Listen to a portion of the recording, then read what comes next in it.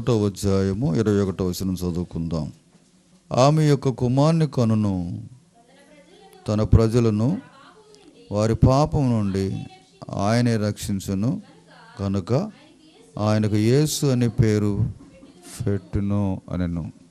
ప్రార్థన చేసుకుందాం. పరిశుద్ధుడైన ప్రభువా, మమ్మల్ని మిక్కిలిగా ప్రేమించిన మా కన్న తండ్రి, నాయనా మీకు వందనములు స్తోత్రాలు చెల్లించుకుంటున్నాం. దేవా, మీ బిడ్డలతో నాతో మాట్లాడండి. తెలివి లేని మాకు, జ్ఞానం లేని మాకు మీ అందు మేము భయభక్తులు కలిగి జీవించేలాగా చేయమని ప్రార్థన చేస్తూ ఉన్నాం. నాయనా, ఒక్కొక్కరు మీరు దర్శించవా, నాకు మాకు సరైన గ్రహింపు దయచేయండి తండ్రి. మీ వాక్యం వెలుగులోకి మమ్మల్ని తీసుకొని రమ్మని ప్రార్థన చేస్తూ ఉన్నాం. దేవా, నీ పాదాల దగ్గర మా తల ఉంచి మొరపెట్టుకుంటుండగా మీ సన్నిధించమని ప్రార్థన చేస్తూ ఉన్నాం. దేవా, నీ పిల్లల్ని బ్రతికించండి, నన్ను కూడా బ్రతికించి మీ సిలువ సట్న దాసి నీ మాటలే పలుకుటకు సహాయం చేయండి. ప్రవాదుగో తండ్రి, మీరు ఎంత ధ్యానాతి దీనుడిగా ఈ లోకానికి వచ్చావో మీరు ఎంతగా తగ్గించుకున్నారు. నాకు మాకు సరైన గ్రహింపు, తగ్గింపు మాకు నేర్పించమని ప్రార్థన చేస్తూ యేసు నామమును బట్టి అడిగి వేడుకుంటున్నాం తండ్రి, ఆమేన్. పొరిలరా, మత్తయి సువార్త 1వ అధ్యాయం 21వ వచనంలో ఆమె యొక్క కుమారుని కనును తన ప్రజలను వారి పాపము నుండి ఆయనే రక్షించును. ప్రియులారా, ఆయన ఒక స్త్రీని, ఒక మరియా, ఆయన ఈ లోకానికి వచ్చినప్పుడు ఎంత పరిశుద్ధంగా ఉన్నాడో, ఎంత పవిత్రంగా ఉన్నాడో ఈ లోకంలో మనం అంతా చూస్తూ ఉన్నాం. ఆయన అంత పరిశుద్ధంగా ఉండటానికి కారణం ఏంటంటే ఆయనలాగా నీవు నేను బ్రతకాలని, ఆయనకు నమ్మకంగా జీవించాలని ఆయన కోరుకొని తన సొంత కుమారుని ఈ లోకానికి పంపించాడు. నీ పాపాన్ని, నా పాపాన్ని తీసివేయటానికి ఆయన ఈ లోకానికి వచ్చినట్టుగా లేఖనాలు చదివిస్తూ ఉన్నాయి. మరి నీ పాపాన్ని తీసేసుకుంటావా? నీ జీవితాన్ని మార్చుకుంటావా? ఆయన పాపం లేనివాడుగా 33.5 సంవత్సరాలు ఆయన పాపం లేనివాడుగా ఈ లోకంలో ఆయన జీవించినట్లుగా కనపడుతూ ఉన్నది. మనమైతే ఆయన చరిత్ర అంతా చదువుతాము, ఆయన జీవితం అంతా కూడా మనం చూసాము, మన పితరులు చూశారు.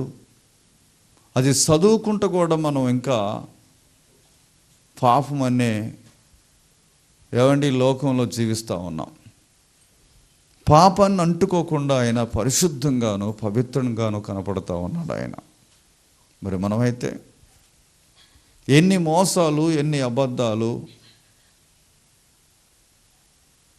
ఎన్ని మన జీవితంలో కోకొల్లగా పాపంతో నింపబడి ఉంది. మనం పరలోక రాజ్యంలోకి వెళ్ళాలంటే ఈ పాపాలన్నీ కూడా మన జీవితంలో లేకుండా ఉండాలంటే మనం నిబంధన చేసుకోవాలి. చూడండి, అపోస్తుల కార్యము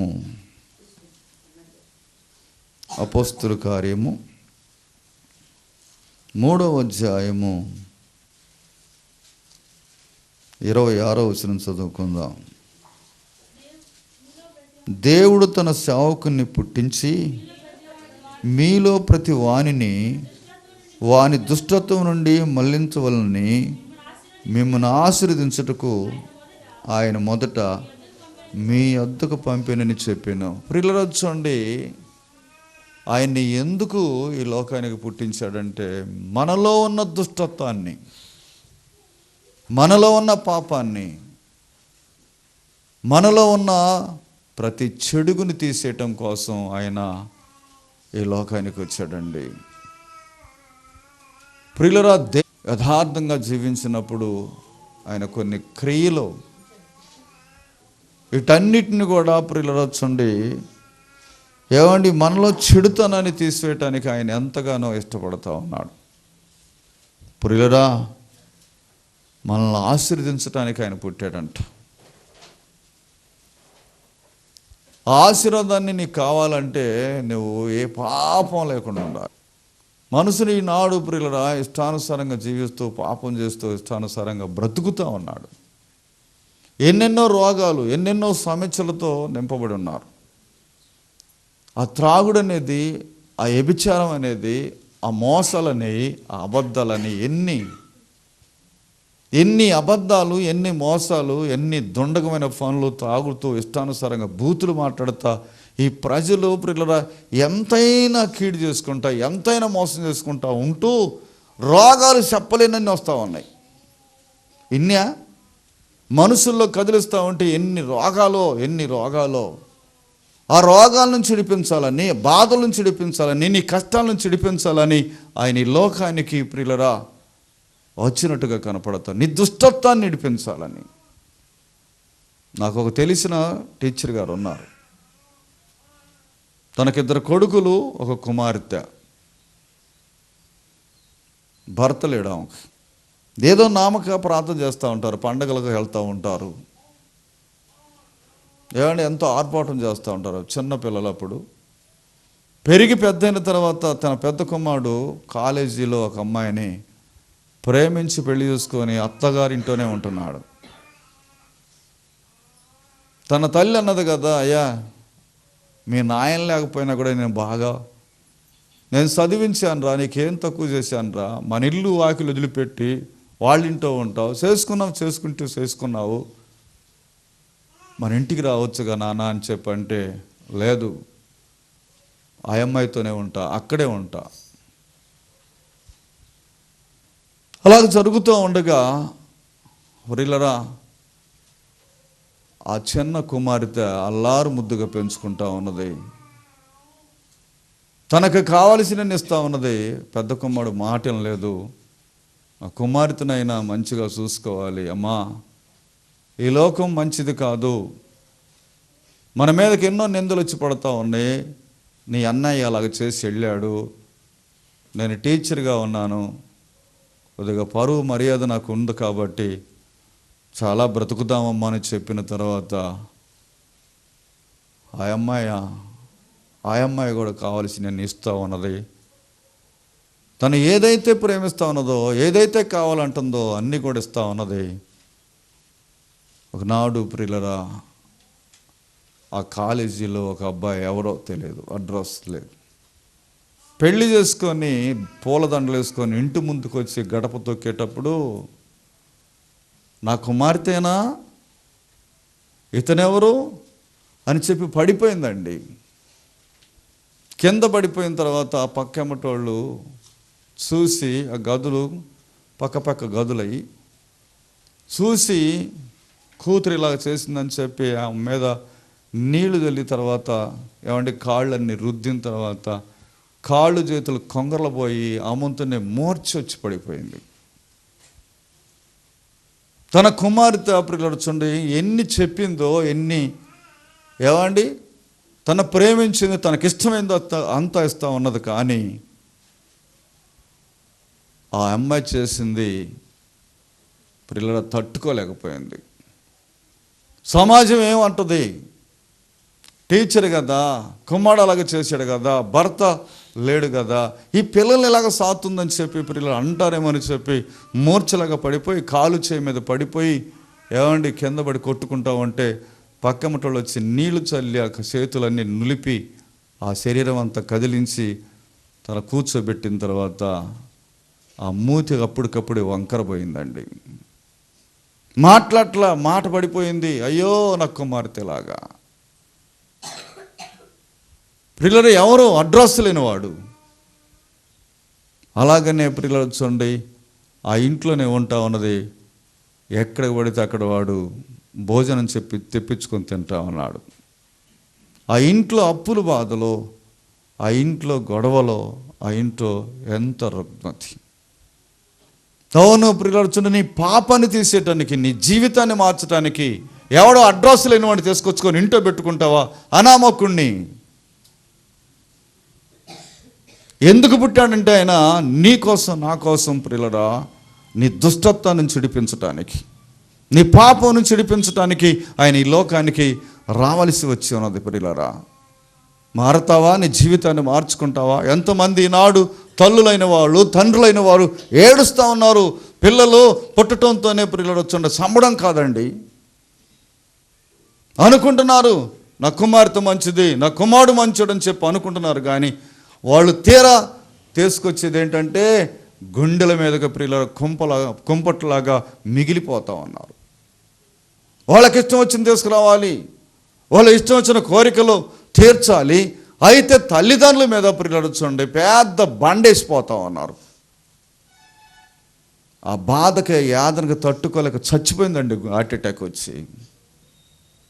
ఆ కుటుంబం అంతా కూడా గందరగోళం ప్రియులారా. చూసేవాళ్ళంతా అయ్యో ఈ పిల్లలేంటి. నీ పాపాన్ని తీసివేయటానికి ఆయన ఈ లోకానికి వచ్చాడు. లోక సువార్త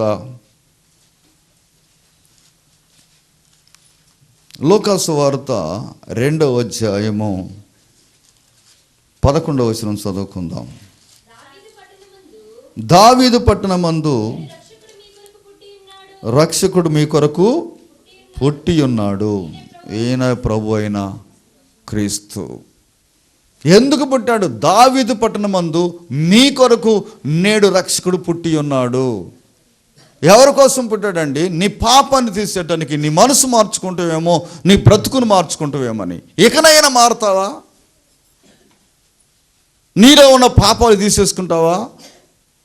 నీ బ్రతుకును మార్చుకున్నట్టయితే ప్రియులరా ఆయన ఎంత సంతోషిస్తాడు. దేవునికి మనం నమ్మకంగా లేకపోయినట్టయితే మన కుటుంబాల్లో వెలుగుండదో, మన కుటుంబాల్లో ఎన్ని రకాలైన బాధలు వస్తూ ఉంటాయి. దేవుడి కాడికి వద్దాం అనుకుంటారు, తప్పిస్తూ ఉంటారు. దేవునితో ఉండాలనుకుంటారు, దేవునికి నమ్మకంగా జీవించాలనుకుంటారు. కానీ ఆ వచ్చే పండగకి మారుతానులే, ఆ క్రిస్మస్కి మారుతానులే, ఆ జనవరికి మారుతానులే, వచ్చే ఆదివారానికి మారుతాలని చెప్పి ఎంతమంది మోసం చేస్తూ ఉన్నారు. ఎవరిని మోసం చేస్తున్నావయ్యా? ఎవరిని మోసం చేస్తున్నావు? నువ్వు నిన్ను నీవే మోసం చేసుకుంటున్నావు, ఎవరిని మోసం చేయట్లా అనుకుంటున్నారు కదా మనుషులు. ప్రియులరా, అయ్యో నేను బాగానే ఉన్నానులే.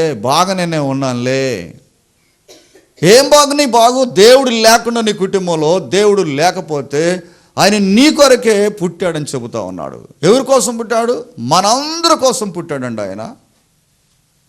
నాకు కాదులే. చాలామంది అనుకుంటున్నారు నాకు కాదులే అనుకుంటున్నారు. ప్రియులరా, నీ పాపాన్ని తీసేసడానికి ఆయన ఈ లోకానికి వచ్చినట్టుగా కనపడతా ఉన్నది. ప్రియులరా, దేవుని కోసం బ్రతుకుతావా? దేవుని కోసం జీవిస్తావా? 1 యోహాను రాసిన పత్రిక 4వ అధ్యాయము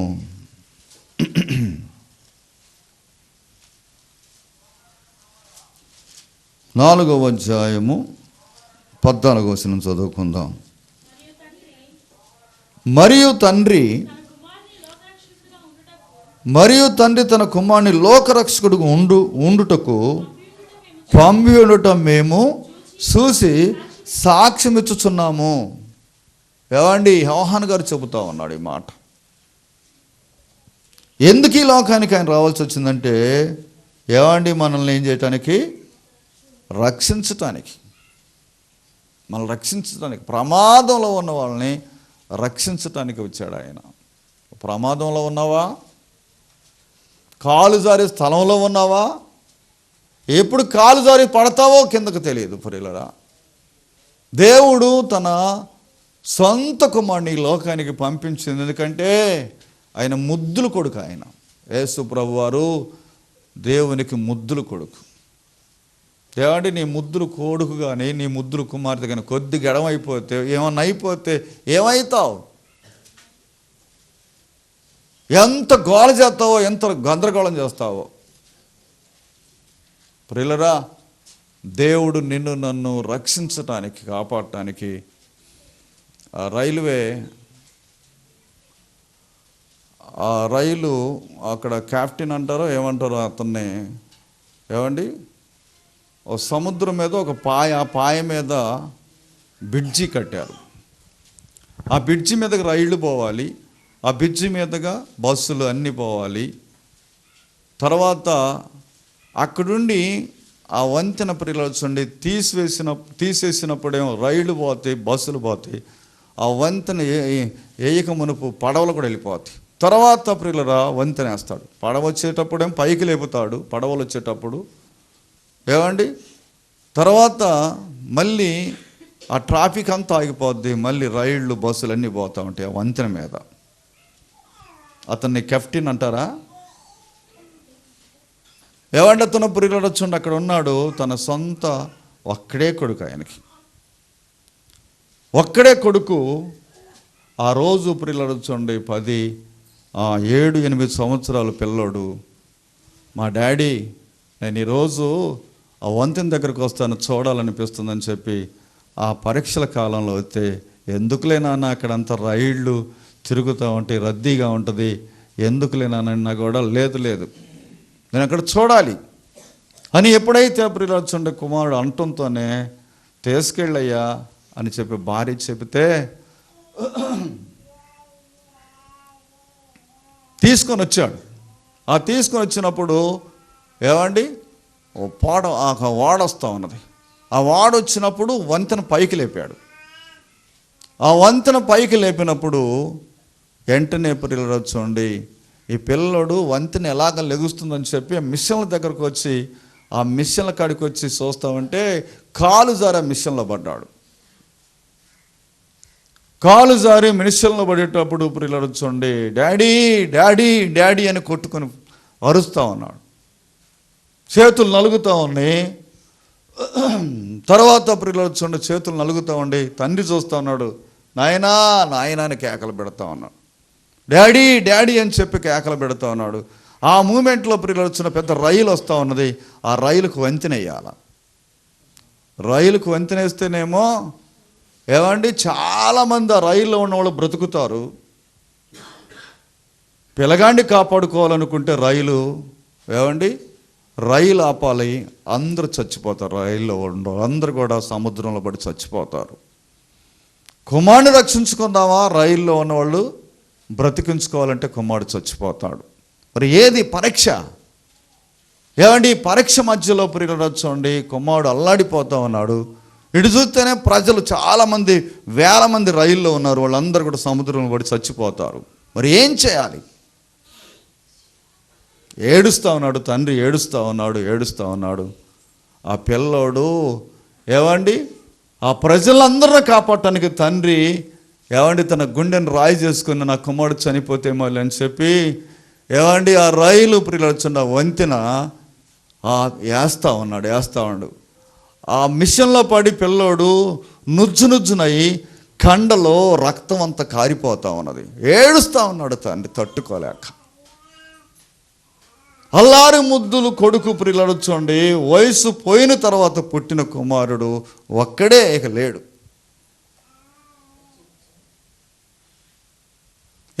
తన తండ్రి ప్రియులారా చూడండి చాలామంది, వేల మంది ప్రియులారా చూడండి బ్రతికారు. ఆ కుమారుడు పిప్పి అయిపోయి నుజ్జు అయిపోయి రక్తం అంతా కారిపోతూ ఉండగా ఏడుస్తూ వంతెనేస్తా ఉన్నాడండి. దేనికోసం? ప్రజలందరూ కాపాడటం కోసం తన సొంత కుమారుడిని పాడైపోయినట్టుగా చూస్తూ ఉన్నాం. అవును, దేవుడు కూడా తన సొంత కుమారుని ప్రియులారా చూడండి సిలువలో చిత్రహింస చేస్తూ ఉండగా ఆయన ఎంత ఓర్చుకున్నాడో తండ్రి. ఉన్నారా? దేవునికి నమ్మకంగా జీవించేవాళ్ళు, దేవుని కోసం బ్రతికేవాళ్ళు ప్రాణాలు పెట్టడానికి సిద్ధంగా ఉంటారండి. నిజంగా నమ్మేవా? అబద్ధాలు మోసాలతో పాపంతో నిండిపోయింది లోకం అంతా కూడా. ప్రత్యేకంగా ఉంటావా దేవుడి కోసం? మోసాలు చేయకుండా, అబద్ధాలు ఆడకుండా ఎంతమంది నశించిపోతున్నారండి. ప్రార్థన లేక, యథార్థమైన జీవితం లేకుండా, త్రాగుతూ, భర్తలు మారక, కుటుంబంలో నెమ్మది లేక, పిల్లలు ప్రియులు ఆ కత్తెరలు చూస్తూ ఉంటే అయ్యో ఎంతమంది చెడిపోయారండి. ఆ కత్తెరలేంది, ఆ ఘాట్లేంది, ఇంతంత పిల్లలండి, ఇంతంత పిల్లలు. మన పిల్లల్ని ఎలాగ పెంచుతున్నాం చెప్పండి? నా ప్రభువు ప్రియులరా నలిగిపోయి చిత్రహింస అయిపోతా ఉన్నాడు. ఎంత కేక పెట్టాడు, పెద్ద పెద్ద మేకులతో కొడతా ఉంటే ఏమండి అల్లాడిపోతా ఉన్నాడు. ఆ చెయ్యి అట్లాగి ఆ మేకును కొడతా ఉంటే 6 అంగుళాల మేకు, పెద్ద మేకు, 9 అంగుళాలు కాళ్ళు, 2 కాళ్ళు దగ్గర పెట్టి కొడతా ఉంటే అల్లాడిపోతా ఉంటే తండ్రి అలాగా. ఏమండి నీ కొరకు కదా వచ్చింది ఆయన? యేసు ప్రభు పండగ, ఏదో పండగ చేసుకున్నాం ఏమండి, కొత్త బట్టలు వేసుకొని, పిండి వంటలు వండుకొని, సున్నాలు కొట్టుకొని, ఏమంటే బూజులు తులుపుతున్నారు. ఆ ఇల్లంతా శుభ్రం చేస్తా. నీ హృదయాన్ని శుభ్రం చేసుకున్నావా? దేనికండి? అంటులు ప్రియులు వచ్చిన అబ్బా ఒళ్ళంతా కూడా ఏమైందంట. నేను అంటాను కదా, ఆ పనిముట్లకి ఎవడన్నా ఈరోజు ఏమండి ఉల్లిగడ్డల కేజీ వాటికి పనికి వస్తాయి అంతే. మొత్తాన్ని తీసుకొచ్చి ఆడ పెట్టుకొని పేర్చుకొని తెల్లంగా రుద్దుకొని హృదయాంతా కూడా ప్రియులు వచ్చండి ఆ బూజంతా పెట్టుకొని వీటిని దులుపుతూ ఉన్నారు ఈనాడు. ప్రభు కోసం బ్రతకాలి, ప్రభు కోసం జీవించాలి. అందుకైనా ఈ పండగ నిజమైన పండగ ఏంటో తెలుసా? నువ్వు రక్షించబడటం, నీ పాపాన్ని నుంచి విడిపించబడటం, నీ మోసాలు, అబద్ధాలు, లెగితే అబద్ధమేనండి. అబద్ధాలు బ్రతుకుతూ, పాపంతో బ్రతుకుతూ ఇష్టానుసారంగా జీవించే కుటుంబాలకు నెమ్మది ఉంటుందా? సంతోషం ఉంటుందా? ఎక్కడండి సంతోషం? డిసెంబర్ 25 వస్తే, జనవరి 1 వస్తే ఆ 2 రోజులే పండగ చేస్తావు. తర్వాత మళ్ళీ ఏమంటే కళకాల ఉంటుందా? ఆ కాసేపు ఉంటుందా కళకాళ. ఆ పండగ నాడే తాగొస్తాడు, ఆ పండగ నాడే ఫ్రీలో చూడండి పిల్లల్ని కొడతాడు, తల్లిని కొడతాడు. ఆ పిండంట్లు ఇడిపోతాయో, ఆ బట్టలు ఇటు పోతాయో ఏమీ తెలియదండి.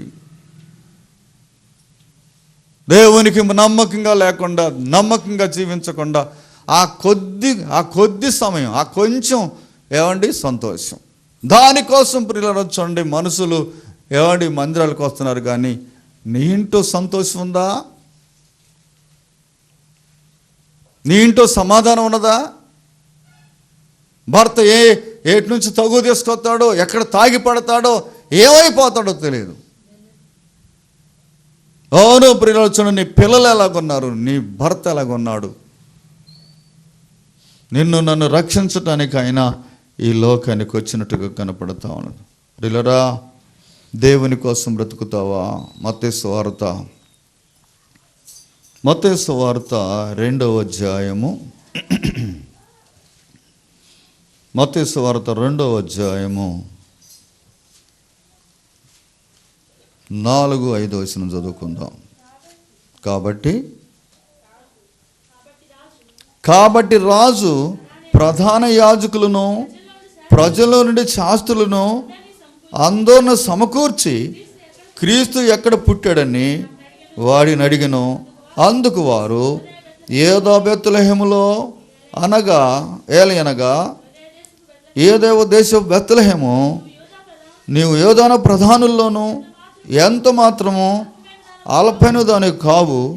ఇశ్రాయేలు నా ప్రజలు, వారు పరిపాలించే అధిపతి మీలో నుండి వచ్చాను, నీలో నుండి వచ్చాను అని చెబుతా ఉన్నాడు.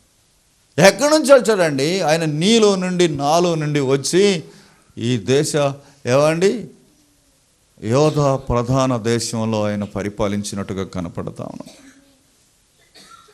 ప్రియులరా నేను నన్ను పరిపాలించాలని, నీ పాప రోగాన్ని చిడిపించాలని, నీ అక్రమ బ్రతుకును చిడిపించాలని ఆయన యోధాలో ఒక స్వల్పమైన గ్రామంలో పుట్టాడండి. ఆయన పెద్ద పెద్ద కుటుంబాల్లో పుట్టినట్టయితే మన దగ్గర కూడా రానివ్వరు తెలుసా? ఆయన పెద్ద లక్షాధికారి ఇంట్లో పుట్టినట్టయితే యేసుప్రభువుని రావద్దురా మీరని చెప్పేవాళ్ళు. ఒక స్వల్పమైన యోధా బెత్లెహేం అనే గ్రామంలో ఆయన జన్మించాడండి.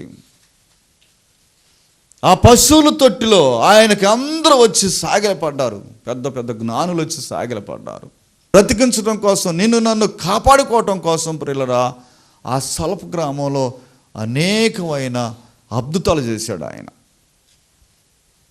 కుంటి వారికి కాళ్ళు ఇచ్చినట్టుగా, గుడ్డి వారికి కాళ్ళు ఇచ్చినట్టుగా అందరిని ప్రియులరా చూడండి ఆయన ఎంతగా ఆదరించిన దేవుడు ఆయన. వస్తావా? నీ హృదయాన్ని ఇస్తావా? నీ జీవితాన్ని మార్చుకుంటావా? పండగ కోసం వస్తున్నారండి. ఆ పండగ నాడు వేసుకునే డ్రెస్సులు కాదండి కావాల్సింది ఆయనకి. నీ జీవితాన్ని మార్చడానికి, నీ బ్రతుకును మార్చడానికి ఈ లోకానికి ఆయన ఉద్భవించినట్టుగా కనపడతా ఉన్నది. ప్రియులరా, దేవుని సన్నిధికి వచ్చినప్పుడు తగ్గించుకొని దేవునిలో మనం ఉన్నట్టయితే ప్రియులరా ఆయన ఎంత నిన్ను ఆశీర్వదించాలనుకుంటున్నాడు. లోకాసు వార్త 2వ అధ్యాయము 7వ వచనం చదువుకుందాం. తన తొలుసుల కుమారుని కని పొత్తిగుడ్లతో చుట్టి సత్రంలో స్థలము లేనందున ఆయనకు పశువుల తొట్టిలో ఫరుండు పెట్టిను. ప్రియులరా, సత్రంలో స్థలం లేక, ఆ సత్రాలు అనగా ప్రియులు మనం ఇప్పుడు అంటాం బస్ స్టాండ్లు. ఏమండి, అటు జనం ఇటు జనం కాలినడక నడిచిన వాళ్ళు ప్రియులు చూడండి దూర ప్రాంతానికి వెళ్ళేవాళ్ళు ఆ సత్రాల్లో భోజనాలు వండుకొని, ఆ సత్రాల్లో గుడ్లు కట్టుకొని అలాగ పండుకునే ఆ సమయం అది. ఆ సత్రం అనగా ఎవరు ఇంటికి రానిలేదంట ఆయన. గర్భంతో ఉన్నప్పుడు ప్రియులు చూడండి మరియా యేసోబులు ప్రతి ఆ గ్రామంలో ప్రతి తలుపు తట్టిందంట. అమ్మా, నా భార్య కొంచెం కంఠానికి నిండు చోలాలతో ఉంది, కొంచెం సోటిస్తారా? లేదని తలుపులు వేసుకున్నారంటండి. తలుపులు వేసుకున్నాం. హృదయం అనే తలుపు ఎంతకాలం మూసుకొని ఉంటావు? తెరవా? ఎవరు కూడా తలుపులు తడితే ఎవరు కూడా రానిలేదంట. ఆ సత్రం కిక్కిరిసిపోతున్న సత్రంలో అయ్యా కొంచెం అటు మల్లండి, అయ్యా కొంచెం అటు చూడండి అని చెప్పి ఆయన పంచ కట్టాడేమో, ఆమె కోక కట్టిందేమో, ఎవరికి కాని రాకుండా ఆ సత్రంలో కన్నదండి ఆమె. ఎప్పుడైతే ఆ సత్రంలో కన్న తర్వాత ఆ మురికి అదంతా కూడా ఉంటుందని చెప్పి ప్రియులు వచ్చండి అక్కడ స్థలం లేదు, రద్దీగా ఉన్నది. వీళ్ళంతా వాసన కొట్టింది ఏదని అంటారేమో అని చెప్పి ఆ కుమారుని తీసుకొచ్చి ఎవరో ఒక ఆయన ఆ మహానుభావుడు ప్రియులు వచ్చండి మా ఇంట్లో కొద్ది కానీ మా పశువులు పాక ఉంది, ఆ పాకలో పండబెట్టుకోండి. ప్రియులరా, ఎంత తగ్గింపు తత్వం! దేవాతి దేవుడై ఉండి ఈ లోకానికి వచ్చి ఎంత తగ్గించుకున్నాడు. మనలో ఉంటుందా తగ్గింపు? ప్రియులరా, మన పిల్లలకి ఏదైనా తక్కువ చేస్తే నేను అన్నం తిన్నాం బడికి వెళ్ళని అంటుంటారు, మారం చేస్తూ ఉంటారు. ఏదైనా కొంచెం తక్కువైతే వాడికి బట్టలే కావచ్చు, లేకపోతే భోజనమే కావచ్చు, ఏళ్లపూట అందకపోతే నాకు అక్కర్లేదు పండి. ఆయన పిల్లలు వచ్చండి ఎక్కడా పశువులు వాసన కొడుతున్న ఆ సత్రంలోంచి బయటికి వచ్చి ఆ పశువుల తొట్టులో ప్రియులరా పరుండు పెట్టారు. బోర్ను గాలి తోలుతా ఉన్నది. ఏం పాడబడారు అప్పుడు? చల్లగాలిలో సాటు లేక నలుమూలలా సలి కొట్టినయ్యా, పసిగందువైని ఏసయ్యా, తల్లి వడిలో ఒదిగినావయ్యా, ఎంత దీనాతి దీనమో ఓ యేసయ్యా. ప్రియులరా, ఆయన దీనాతి దీనంగా వచ్చాడండి. ఎంత తగ్గించుకో, ఆయన ధనవంతుడు, ఆయన ఎంతో చక్కగా ఉండేవాడు. ఆయన ఎంత చక్కదనం కలిగిన వాడు తెలుసా? అలాంటి చక్కదనం కలిగిన వాడిని ప్రియులరా రూపురేఖలు లేకుండా కొట్టి కొట్టి కొట్టి సిలువలో వేసి ఎంతగా నశించిపోయాడు. ప్రియులరా, దేవుని సన్నిధిలో నీవు ఆయనకు అర్పించుకుంటావా? నీ హృదయాన్ని, నీ కుటుంబం మార్చుకుంటావా? దేవునికి నమ్మకంగా జీవించి దేవునికి నమ్మకంగా బ్రతికితే ఆయన నిన్ను దీవిస్తాడండి. ప్రియులరా, దేవునికి నీవు నమ్మకంగా ఉంటావా? ఆయన ధనవంతుడై ఉండి కొరింథీయులకు రాసిన పత్రిక, 2 కొరింథీయులకు రాసిన పత్రిక, నేను ముగిస్తా ఉన్నాను. 2 కొరింథీయులకు రాసిన పత్రిక 8వ అధ్యాయము 9వ వచనం చదువుకుందాం. మీరు మన ప్రభు అయిన యేసుక్రీస్తు కృపను ఎరుగుదురు కదా. ఆయన ధనవంతుడయ్యుండి మీరు తన దారిద్ర్యం వలన ధనవంతులు కావాలని మీ నిమిత్తం దరిద్రుడు ఆయన. మనలో ధనవంతులుగా చేయటానికి ఆయన ఏమయ్యాడంట? దరిద్రుడు అయిపోయాడంట. నీ తీసేసుకొని ఏమండి, ఆయన ధనాన్ని ఇవ్వటానికి నీదేసుకున్నాడు ఆయన. అవును కదా ప్రియులరా? దేవునికి నమ్మకంగా యథార్థంగా జీవించడానికి కృప చూపుతావా? నిన్ను నన్ను ప్రియులరా దీవెనకరంగా మార్చాలని. ఏమండి, ఎంతమంది ప్రియులరా ధనవంతులు ప్రియులరా ఏమండి క్రిస్మస్ కానుకలు పంపిస్తూ ఉంటారండి. కటికి పేదవాళ్ళకి ఏమండి, నీవు ధనవంతుడిగా ఉండటానికి కటికి పేదవాళ్ళకి ప్రియులరా దేవుడు నీకు నాకు ఆశీర్వాదం ఇవ్వటానికి. ఏమండి, కొంతమంది ధనవంతులనే క్రైస్తవులే పేదవాళ్ళకి భోజనాలు పెడతా ఉంటారు, పేదవాళ్ళకి కానుకలు పంపిస్తూ ఉంటారు. ఎందుకో తెలుసునా? ఆయన నిన్ను నన్ను ధనవంతుడిగా చేయటానికి. ఏమండి, బంగారం ఆయనదే, వజ్రాలు ఆయనవి, ఈ భూమి ఆయనది, కొండలు ఆయనే, సముద్రాలు ఇటు అస్సలు చూడ. నేను ధనవంతుడు చేయడానికి భూమి ఆయనదండి, ఆకాశం ఆయనది, కొండలు ఆయనే, సముద్రాలు ఆయనే. కొండలు దొంగుకుంటున్నారు చాలామంది, ఉసుకలు దొంగుకుంటున్నారు కొంతమంది. ఏమండి, దేవుడు మనకి ఉచితంగా ఇచ్చాడు వాటిని. ఏం చేశాడు? ఉచితంగా. ఈ గాలి ఉచితంగా, నీళ్లు ఉచితంగా, కొండలు ఉచితంగా. కొండలు పగలగొట్టుకొని ఎంతోమంది ప్రియులు డబ్బు సంపాదించుకుంటున్నారు. ఉసుకని మొత్తం కూడా ఆ సముద్రం ఉసుక తెచ్చుకోవడానికి కూడా ఉసుక తెచ్చుకుంటామా మనం? అందరూ ఆక్రమించి వేలు దన్నుకుంటామన్నారు. ఆయన ఉచితంగా ఇచ్చాడు మనకు. ఆయన ఈ భూమి ఓకనే ఇచ్చాడు, సముద్రాలు నీళ్ళు ఓకనే ఇచ్చాడు, ఆ ఉసుకనిచ్చాడు, బంగారం ఇచ్చాడు, అన్నీ ఇచ్చాడు. ఆయన ధనవంతుడు. మన దారిద్రతను తీసేయటానికి ఆయన దరిద్రుడిగా మారాడు. నీకు నాకు ఆయన ధనవంతులుగా. ప్రియులరా, దేవుని సన్నిధిలో తగ్గించుకుంటావా? దీనత్వంగా ఉంటావా? మన పాపాలని తీసివేయటానికి క్రీస్తు ఈ లోకానికి వచ్చెను. దేవుని సన్నిధిలో నీవు నిన్ను తగ్గించుకొని దేవునికి నమ్మకంగా మనం జీవించినప్పుడు ప్రియులరా, నిజమైన క్రిస్మస్ ఎప్పుడంటే నీ జీవితం మారిన తర్వాత, నీ బ్రతుకు మారిన తర్వాత నిజమైన క్రిస్మస్. ఏమండి, ఎంతమంది క్రిస్మస్ చేస్తూ ఉన్నారు? ఏమండి, ఆ రోజే మాంసం తెచ్చుకోవటం, ఆ రోజే కొత్త గుడ్డలు కుట్టించుకోవాలి, ఆ రోజే చెప్పండి, ఆ రోజే ఏం చేస్తావు? పండగ. ఏం పండగ? ఆ కాసేపు చేసే పండగ అండి క్రిస్మస్. ఆ క్రిస్మస్ పురిలో చూడండి. ఏమండి, నీ కోసం నా కోసం ఆయన జన్మించి నీ పాపాన్ని, నీ దరిద్రతని, నీలో ఉన్న చెడుతనాన్ని తీసేయటానికి ఆయన ఈ లోకానికి వచ్చాడు. మారుతావా? జీవితాన్ని మార్చుకుంటావా? నీ బ్రతుకును మార్చుకున్నట్టయితే నీ కుటుంబాన్ని బాగు చేసుకుంటావు.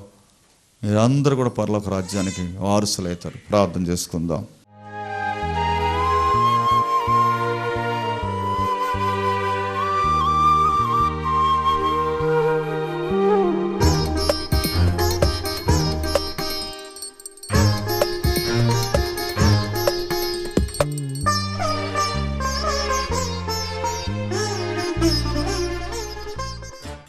పరిశుద్ధుడైన ప్రభువా, మమ్మల్ని మికిలిగా ప్రేమించిన మా కన్న తండ్రి, నాయనా వారి వారి పాపములు నాయనా తీసేయటానికి ఈ లోకానికి అయ్యా మీరు ఉద్వదించారయ్యా.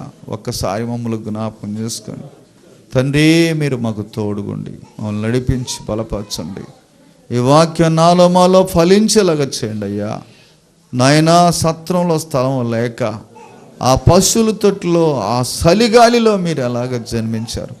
ఒకసారి మమ్మల్ని జ్ఞాపకం చేసుకో, మా మనోనేత్రాలు తెరవండి, మమ్మల్ని మార్చండి, మీ వైపు చూసి ఎలాగ చేయమని ప్రార్థన చేస్తూ నిజమైన క్రిస్మస్ మా జీవితాల్లో వెలిగించబడటానికి సహాయం చేయమని, ఏదేదో ఒట్టొట్టి పండగ చేసుకొని, బట్టలు తెచ్చుకొని, పిండి వంటలు వండుకొని, ఆ సున్నాలు రాసుకొని, వీటన్నిటికీ ప్రభావం మేము ప్రాధాన్యత ఇవ్వకుండా నిన్ను మహింపరిచే బిడ్డలుగా చేయండి అయ్యా. నాలో జన్మించయ్యా, నాతో మాట్లాడని ప్రతి ఒక్క బిడ్డతో మాట్లాడి సహాయం చేయమని ఈ వాక్యాన్ని ముద్ర వేసిన ఆలోమలో ఫలించేలా చేయండి. ఏస్తున్నామని బట్టి అడిగి వేడుకుంటున్నాను తండ్రి, ఆమేన్.